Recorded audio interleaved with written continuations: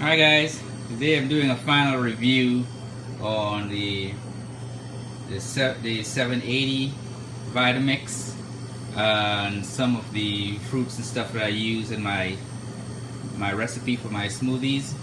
Of course, I'll start with water kefir, kombucha, which is this, and a juiced version through my Omega machines for watercress and kale, and a little bit of extra virgin olive oil over there. The staples in that's always going to be my juice, my foundation. It's always going to be strawberries, blackberries, ginger, avocado, and kiwi, and of course an avocado seed soluble fiber. Everything else, it's not necessary. It's just what I had, what was available to me. I have flaxseed, which I'll grind in the Vitamix, 2 raw eggs, grapes, globe grapes with the seed. There's cantaloupe, 3 bananas. I think that's a Macintosh apple, and a slice of pineapple. That's what I am typically using right now. The cantaloupe, I got a sale on it for a case for $5, and the apples I got a case for that for it was a partial for I believe $10. So I got like 80 apples instead of 88. And the raw eggs, I'm trying that out. I've used raw egg in the past, but I wanted to incorporate it in my smoothie. And of course I know about salmonella and all the other stuff that's involved with that. And of course this is the knife I've been using, the Dal Strong ceramic Infinity, which I seem to like the best of all the knives that I've used. And this is how I apply it to my lifestyle for eating healthy. So I'm gonna go ahead and juice everything up, and then I'll get back to you guys. Actually, before I blend everything, I'll go over why I use some of this. I use the strawberries and blackberries for antioxidants. They have a lot more potassium and stuff than bananas. And of course I use the ginger, to help with blood pressure. There are other health benefits to it. I just include it. It's something I use old school. The kiwi is for primarily, even though it has antioxidants, I primarily use it for protein synthesis. Avocados for the fats, and of course the banana. I use a banana to bring all the flavors together. It's kind of like vanilla. Flaxseed, I use that for the omegas, omega-3, ALA. This I just used because it was cheap. The grapes for the grape seed, pineapples also for protein synthesis, the apple for fiber and sweetness, the olive oil for additional fats, and of course the kale and the watercress for to try and get complete multivitamins and minerals from that. And of course the kefirs and the kombucha is for the probiotics. And of course the water kefir doubles as probiotics as well as a sweetener as well. I use all these because I make for myself and 4 other children, sometimes 5. So that's why you see so many of the stuff here. And it's why it's so difficult for me to be able to really count macros, because I'm not just cooking for myself, I'm cooking for everybody. And of course the eggs for protein and the cholesterol.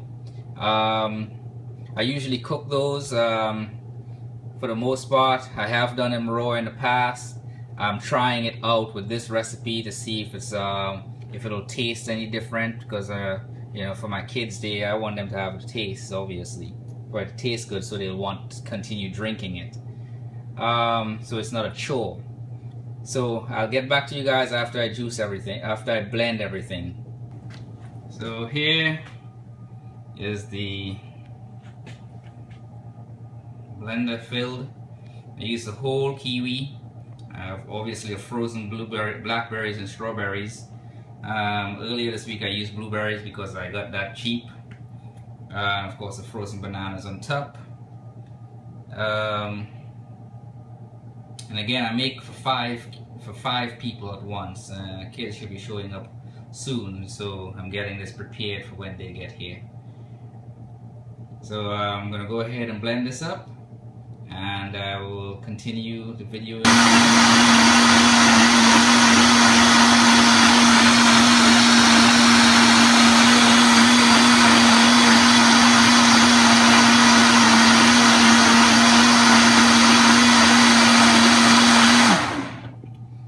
Okay, it should be done.